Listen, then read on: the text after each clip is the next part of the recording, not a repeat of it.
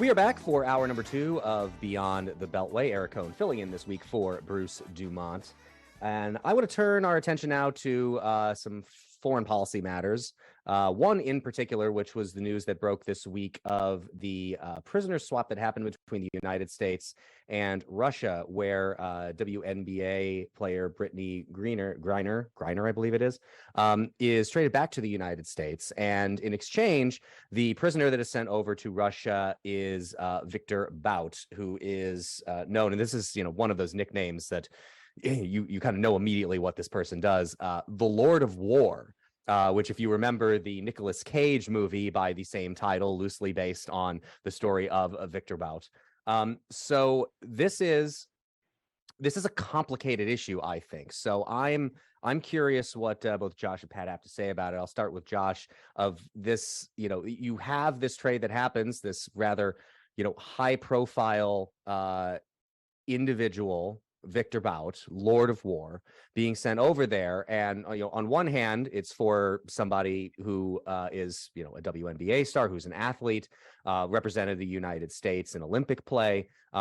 Certainly there's a difference between the kind of prisoners these two people were, but it's also abundantly clear that Brittany Griner was a political prisoner being held by Russia. So what do you make of this trade that the Biden administration executed this week? Yeah, I mean, it's a tough call, and I don't want to do too much second guessing because there's a lot of information that is not public, but it doesn't seem like a fair trade, given the fact that you had Brittany Griner, who was basically, that would have been a misdemeanor drug offense in the United States, for this international arms dealer. And I would have liked to have seen us also get Paul Whelan out, who's been in Russian prison for 4 years now. And I think he's a former U.S. Marine who is definitely being unjustly held. Having said that, I am thrilled for Miss Griner and for her family that she's out of there and that she's home and that she's free. And I would hope that she would use her very considerable platform now to be the number one advocate for getting Paul Whelan out of Russia. Pat Whelan, no, as far as I know, relation to Paul Whelan, the former Marine who is imprisoned in Russia. Pat, what do you make of this trade as well? I mean, I think Josh has some good points. That there is plenty about this, of course, that we don't know, and probably we're not going to know anytime soon if we know it at all in terms of what was going on here.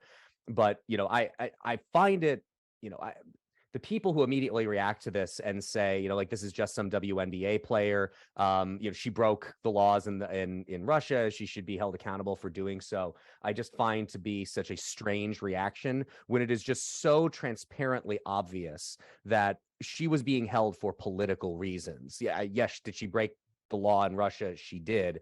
The reason that this was dealt with and the way that the Russians dealt with it is because the United States is helping to arm and support Ukraine in the war that Russia is engaged with in Ukraine. There are icy relations between Moscow and Washington. All of that makes sense to me. So what do you make of this trade?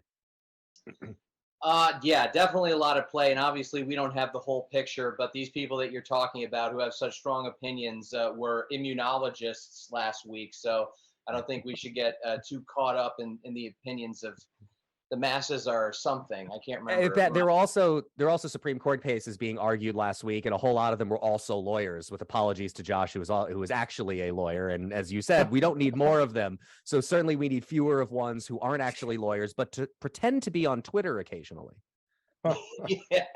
If anyone's looking for opinions, Twitter is full of them. You should check it out. Oh, we'll come to Twitter before we're done this evening. Okay. I think there's definitely a bunch of different ways to look at it. Look, Americans need to know that if you are held, regardless of what the reason, by a foreign hostile government, the government that you pay tax money for is going to come and get you, or at least negotiate to try to get you out. Clearly, I agree, Eric. Her sentence alone was enough to show that they were clearly trying to make a show of this, a political show, a very transparent. I'm not sure if either of you have seen Victor's interviews since he got back to Russia, but the rhetoric flows about what Russia's government wants Russians to think about what America is and how we operate and how we feel, specifically about Black people and queer Black women, to be even more specific about that. But at the end of the day, we had to negotiate for her release because that's what we do. You could make the argument we don't negotiate with terrorists, and I don't know how else to label Vladimir Putin. But in terms of it being a good trade or not, is kind of a confusing argument for me, especially when I stick to my guns on whether or not the government should advocate for your release. 2 points about that. One, if Victor steps out of Russia, he's probably going to be, a soot mark. So I don't think the intelligence community is going to let him out of their sights anytime soon. And I don't think Vladimir Putin's going to do that either. But also, I think that the hollowing out under the Trump administration of our State Department, specifically intelligence and ambassadorial capacities, is definitely a big part of this. I know I've heard and read that the Justice Department was not thrilled with, or folks within the Justice Department, I should say, were not thrilled with this trade. But if state's okay with it, do you trust institutions in this country or not? You know what I mean? I think the State Department made the right call, and I'm sure they have their reasons for negotiating for Brittany's release. Well, I think the answer to the question you asked is, do we trust institutions in this country or not? The answer is no, we don't. And the problem, Josh, you can weigh in on this as well, is who has two thumbs and is in favor of trustworthy institutions? This guy. However, the problem is so often a lot of these institutions have done things or acted in ways that break the public's trust that they have in them. I think one of the most damaging things that happened during the pandemic was when you had all kinds of public health officials saying that you can't gather with more than 12 people for Thanksgiving, but it is totally fine for hundreds of people to go protest in the streets. I mean, that is just the kind of thing that drives people insane and makes them not trust institutions that they're supposed to trust. Josh? That is exactly right. And I was going to bring up that example as well. I mean, you can't go to a funeral of a loved one, but it's fine to just go out and protest with hundreds or thousands of people, in mass. And also the way the schools were handled, keeping children locked down, out of the classroom, learning on Zoom. There wasn't a whole lot of learning going on. And I had 2 kids in school during COVID. So, I mean, look, the institutions have earned their distrust. I want to trust institutions. I very much do. But when you see COVID, when you see the collusion hoax that dogged the President Trump for the first 2 years of his administration, I mean, there are good reasons that some people don't trust institutions. Some institutions are less trusted because they're less trustworthy, but people can also take that too far. We'll continue to explore those cases when we are back after this break on Beyond the Beltway.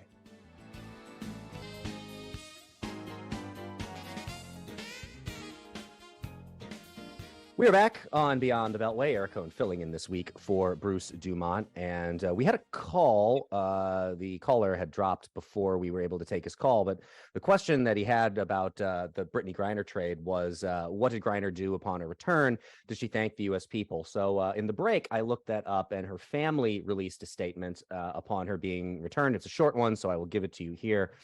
Quote, "We would like to extend our sincere gratitude to President Biden and his administration for the tireless work they did to bring Brittany home. We would like to extend a special thank you to Governor Richardson and Mickey Bergman of the Richardson Center for their work, as well as remaining in constant communication with us.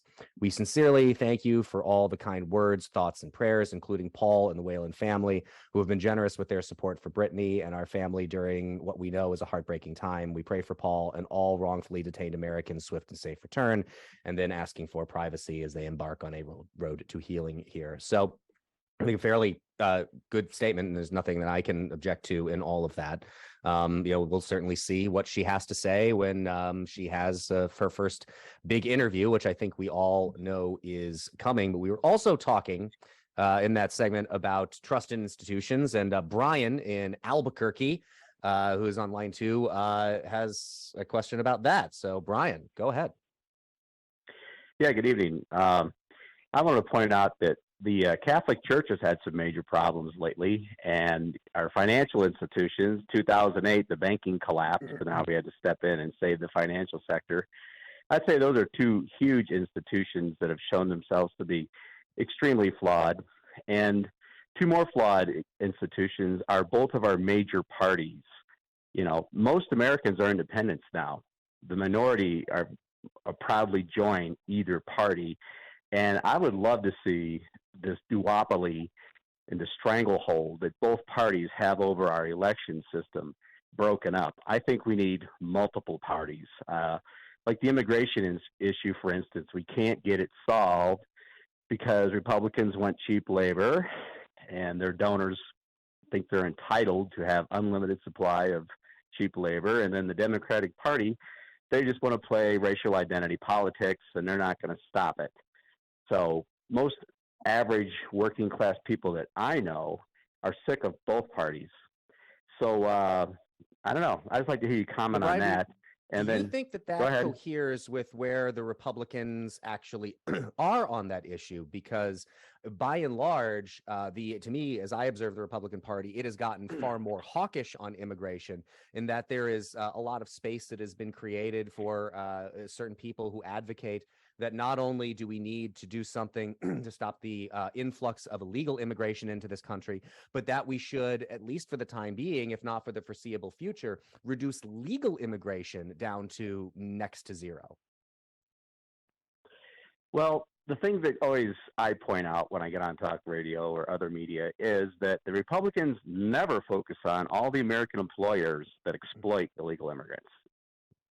Yes, we don't talk about those people. You know, wealthy people are making millions and millions of dollars off of illegal immigrants, and they shove all the costs onto the taxpayer. And in the same time, they help hold down wages for average working Americans. So it's a crock, it's a ripoff, and it needs to be stopped. But, you know, wealthy people are getting rich, and Democrats want to play identity politics. And, you know, that's where I stand on that issue. I lost my train of thought, but Republicans Brian, have shown themselves. Thank you very much. We appreciate the call this evening. I think Brian brings up two things there that I'd like to explore. One of them, so we are seeing right now negotiations on a possible deal on immigration. I'll go to both of you and just ask, we've seen these kinds of efforts at something called comprehensive immigration reform before, haven't we? Is there, in your mind, any chance that we're going to see something that addresses immigration actually pass in Congress, Pat? Well, that's a tough one. But I think that to be able to actually process the amount of people we have waiting in line to become citizens in this country by ways that we have already established is going to take significant investment monetarily, personnel, institutional intelligence. Actually getting these ideas done is the rubber meeting the road, and that's what really counts. So can you convince the American taxpayer that an increase in cost is going to be funding this? Can you convince more than 50% of the country to go along with that? I realize the representatives are the ones making the vote, but we've talked many times in many different ways about how people have to go back to their districts and convince people that they're making progress on these issues. So, you know, Nancy Pelosi says first rule of politics is you got to count. Do we have the votes?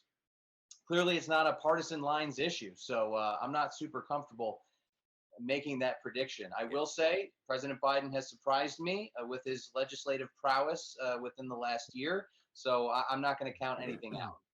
See, as I look back at the history of these attempts at deals, it has always been the base of the Republican Party to me that is the one who is most vociferously against it, in part because they think they're getting a bait and switch here, that the previous attempts at immigration reform, the promise that is made is always that, we'll legalize the number of people who are currently in the country in exchange for better enforcement on the border. And what they see is the legalization happens, and they never actually see the effective enforcement on the border.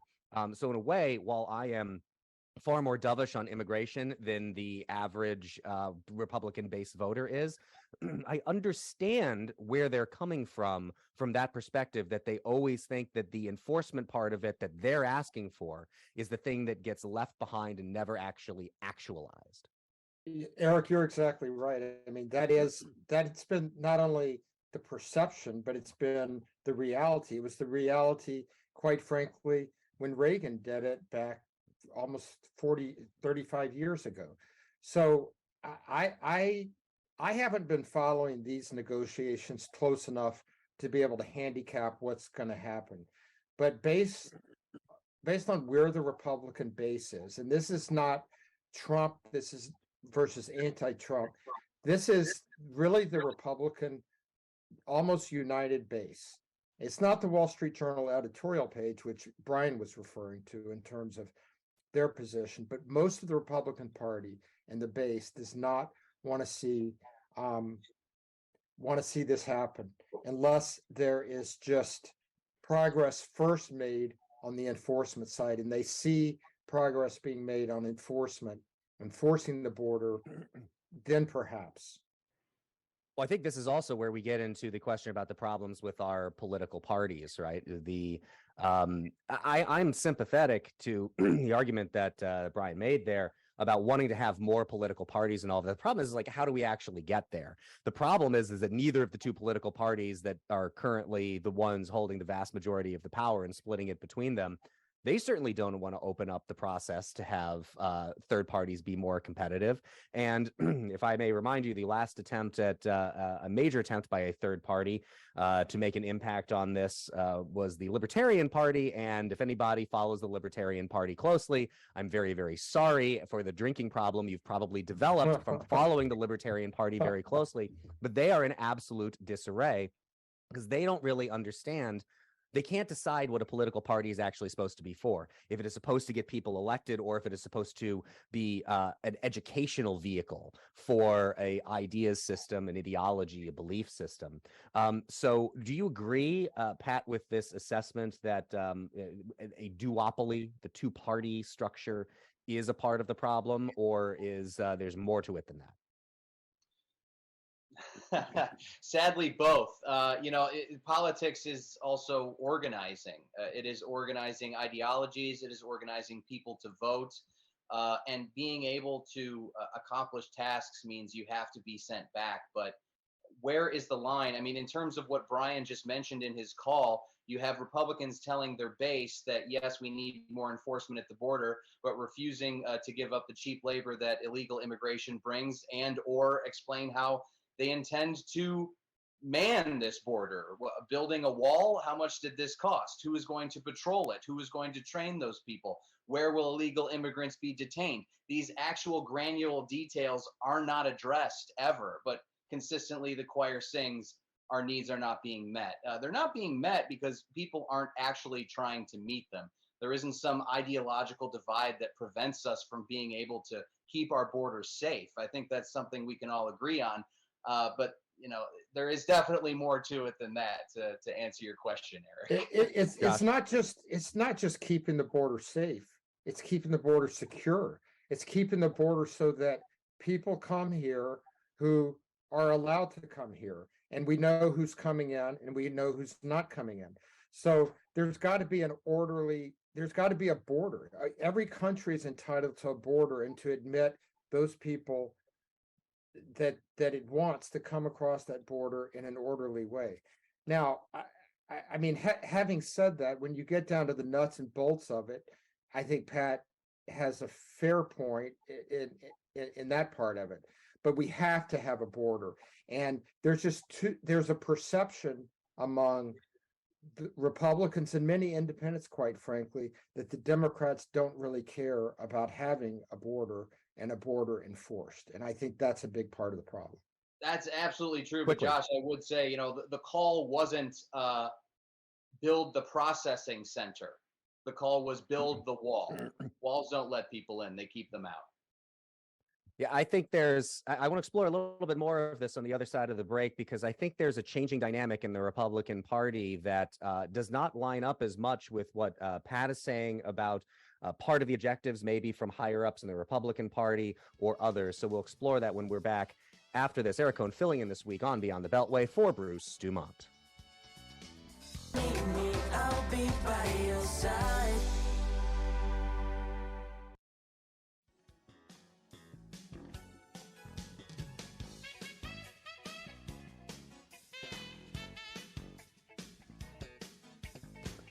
We're back on Beyond the Beltway. I want to explore what we were getting into there about immigration just a little bit more, because this is a case where I think the changing dynamics of the Republican Party are impacting this in a different way. So I've heard a couple of times this idea that the higher ups of the Republican Party or corporations, the people who run corporations, want the cheap labor of illegal immigrants. And that is one of the reasons why they're obstructionist about not wanting to get any kind of a deal done.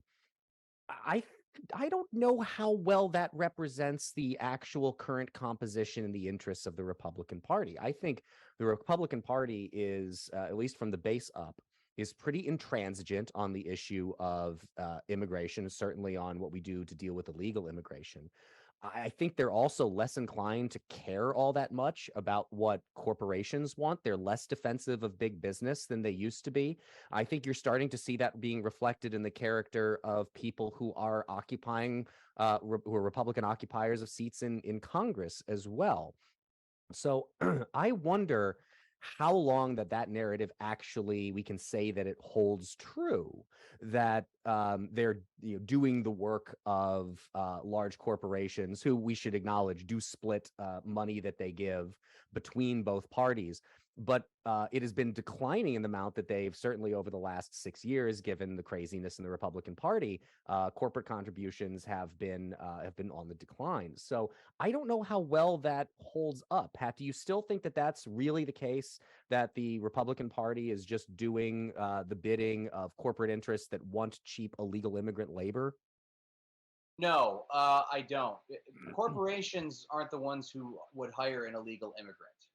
Smaller businesses would do that. There are generic small businesses that come to mind, specifically landscaping, especially for people who live in Texas. But the idea that these people are, working at IBM and things of that nature, or Home Depot or Lowe's, that's simply not the case. So large corporate donations being tied to intransigence on immigration reform, I think, no go for me either. I do wonder often what state level initiatives places like Texas and even Florida, to a degree, are taking that they don't need federal assistance for, things at the state level that they're able to protect and secure their own border. But this has been a topic for decades, as we've said. So one really must wonder. But yeah, the corporate specter, I think, is not accurate. Josh, what is your take then on the makeup of the Republican Party and its orientation towards the question of immigration now? I mean, they're no longer being accused of being at the behest of major corporate interests, and now it's big landscaping or small landscaping that is the one that's really driving the train here? Well, I don't know if big or small landscaping is. I mean, I do think that Pat is correct that those businesses do want the cheap labor, and they're probably happy to continue along with a broken system like we have. But the base of the Republican Party on up, as you described, Eric, I mean, is that they do not want they don't want any part of a deal that doesn't guarantee much better border security than we have now. And that's just the bottom line. And so I see it as being, again, I don't know a lot about the negotiations going on right now, but I just don't see much happening there at all in light of that dynamic. Is this just a case where this is one of those issues? This has been historically true, I think. I'm curious if you think it's still true now. The problem in getting this issue addressed in any way, and I think people on both the left and the right would agree with different reasons that it is an issue that needs to be addressed, is that it is more beneficial to each side, at least the, go back to the, maybe the high functioning cynic take of all of this, and it is more beneficial to have this as an issue than it is to actually do something to actually try to solve it. Bingo. The specter of someone coming to take your job is an effective motivator in election season, as is what the caller referred to as identity politics and the idea of race. These are both fear. I would say that they can both be boiled down to fear, and fear is one of the most effective motivators in human history.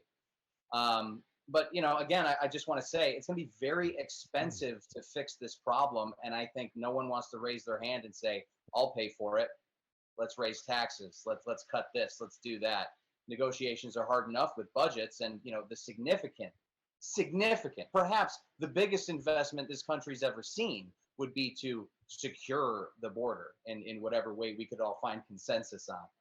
Yeah, I would just respond. I agree with some of what Pat said, but I would respond that it's also very expensive not to fix the problem. The current system with millions flooding into this country, and then they have to be processed and they have to be housed and fed and healthcare and all of the costs that are going into that, and the opportunity costs of not having a functional immigration system where you could actually have where we need immigrants in a lot of industries, and they're not getting them because the system is so broken. But I do agree with Pat's point, which is cynical, but I think unfortunately true, that it benefits in some ways the more extreme elements on both sides, the identity politics folks on the left, and the extreme right who just doesn't want to see any immigration and wants to use scaremongering tactics and fear, and that's just the reality. I want to say, I don't disagree, Josh, that it is expensive not to deal with it. My point is rather that a meaningful alternative has not been presented by the people who want one so badly. The border wall, the pieces that were built, for every 10-foot wall, there's an 11-foot ladder. You know what I mean? That's as the old saying goes. Clearly, we're not going to get out of this by simply closing off the border, and I think you'd agree with that as well. The idea of processing and having personnel to man the border and be able to process these people and keep people out who shouldn't be here and bring people in who should, that's another matter. Another matter on top of that is I 1,000 times agree with Josh's point that we need immigrants. But this leads to a question of education and how well our education system is preparing people to take on the jobs of the future. It's something that is connected to every piece of our functioning society. And I'm glad to have a couple other high-functioning cynics along for the ride with me. Yeah, I would just add one point very quickly, and that I agree again with a lot of what Pat said, but there is you can't build a border wall for all the way from Tijuana, from Baja California, all the way to Texas. I get that, but there are parts of the border that could use a security barrier, whether it's a wall, whether it's a fence, whether it's some sort of aerial drone, whatever it is. We need to patch up parts of the border. I would hope you would agree. I'd absolutely agree. But I disagree with the point that we can't build a wall from one end of the border to the other. That could be done. They said the same thing about the Panama Canal, I'm sure. But at the end of the day, it's what do we want to get done and why? Is it a good idea, or is it just something that looks nice when you cut the ribbon and everyone feels good about their vote, which is exactly what parts of that wall in many districts were about. It was about making people feel better. And, 2 months later, I saw videos on Twitter of people climbing up them like it was playground equipment. You know what I mean? So in terms of effective border security, again, a meaningful alternative has not been presented by the people who want one the most. It's going to be expensive when they come up with it. So I had a friend who is also a former guest on this program who would always make the argument to me back in 2015, 2016, that Trump's rhetoric about build the wall was the wall is a totem. It is something that people could latch onto, that they could really grasp onto to understand the issue of border security. And that, this is back when, he was he's high functioning, but I don't know that he was a cynic at that point, and maybe proved out by history and experience to be a little too optimistic that there was going to be some kind of a pivot in the Trump administration to be like, okay, we'll do some wall stuff, but this is where the real focus is. And it turned out that, at least for Trump, the wall was not a totem. The wall was the wall, and it was the wall that he wanted, and the wall was going to be big, and it was going to be beautiful, and it was going to be everything that he promised it was going to be. But the problem is, it still doesn't fix the one issue I think we've danced around but haven't talked about yet, the incentives problem that exists here. If Reason Magazine did this really helpful infographic a number of years ago on what the process is if you are an unskilled wannabe immigrant to this country, the average amount of time that it takes is about 175 years to navigate that process. And because you have people like that who desire to come to this country, and they know that there's no way they're going to get here if they go through the line or try to go through the door, as they're constantly told, they're going to do things like try to come here illegally. It's just going to happen.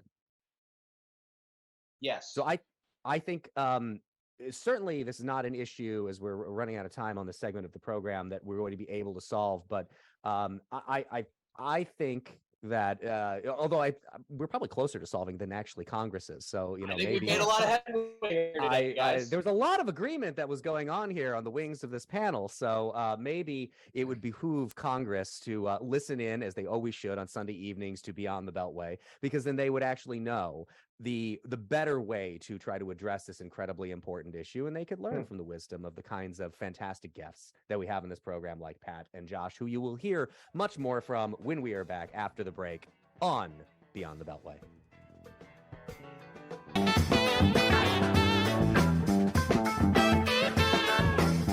We are back for the final segment of the program this evening on Beyond the Beltway, and maybe an indication of how I think this next subject has been, the importance of it, somewhat overvalued, that I've saved it for the shortest segment of the program. But I don't want to let this go without bringing up the serial releases of what are being called the Twitter files, information from that company that has been fed to a handful of journalists, first being Matt Taibbi. Barry Weiss has also reported on it.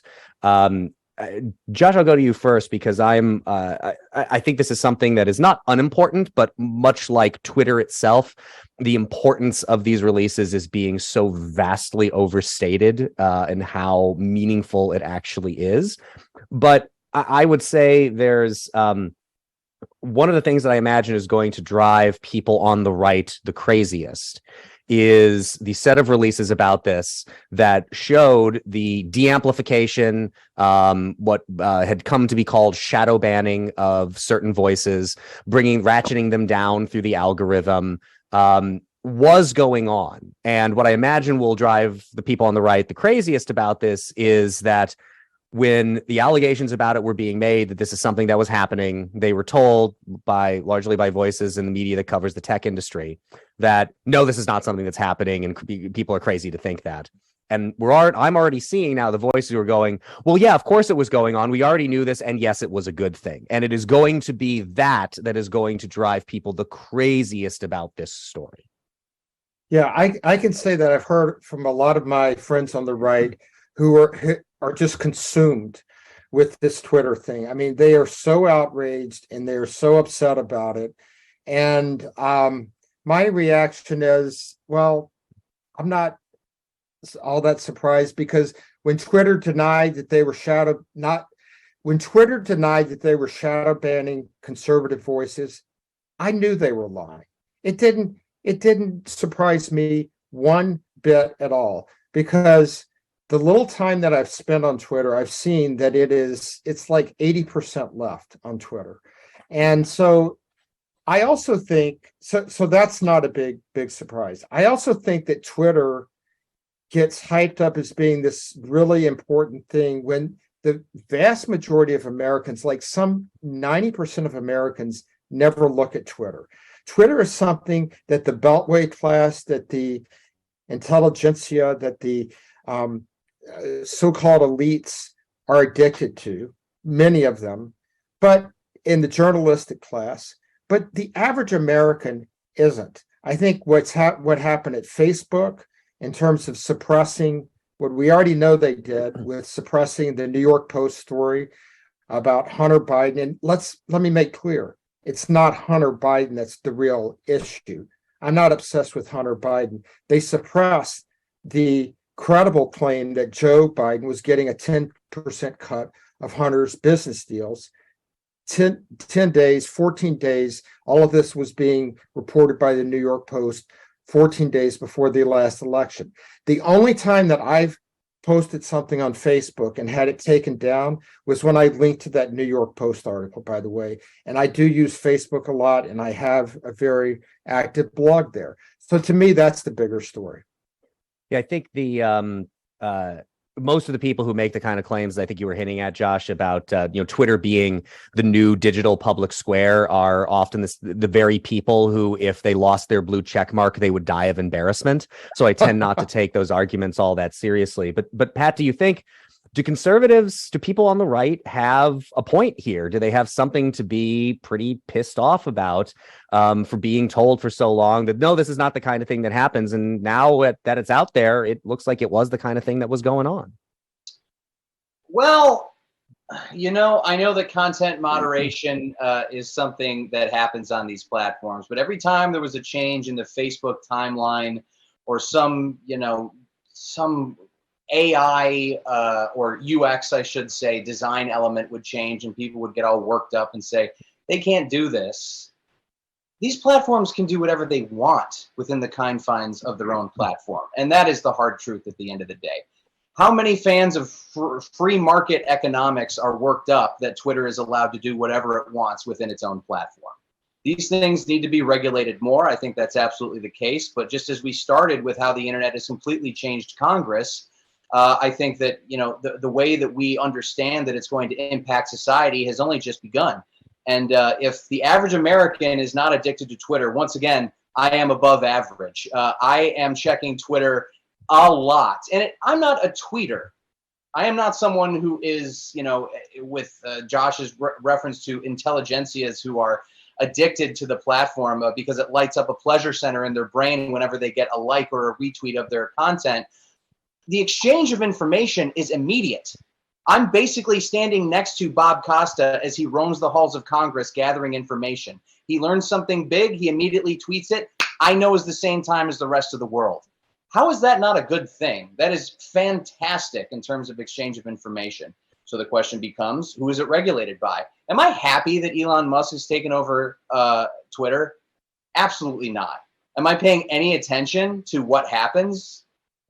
No, I am still using the platform. I am rearranging the deck chairs on the Titanic, perhaps, but you can have my tweets or my Twitter, I should say, when you pry it from my cold, dead fingers. About 15 seconds, Josh. Go quick. Yeah, I would just say to Pat that look, Twitter is something that does provide the instant information that you described, but is that really a good thing? We don't have time to debate that here. But there's the race to be wrong as well that comes from all of that. But maybe Pat was just stung by his recognition that and Josh's indictment of elites and all of that, as you mentioned, you are a star of screen. So, I guess you're part of that Hollywood elite as well. So maybe that just stung a little bit too much. But you can look up Pat on Twitter. You can look up me on Twitter as well. I'm the Eric Cohn that is not the movie reviewer if you are interested. But a big thank you to Pat and to Josh for being a part of the program this evening. Thank you so much from our home base, WIND, Eric Cohn filling in for Bruce DuMont. Good evening from beyond the Beltway.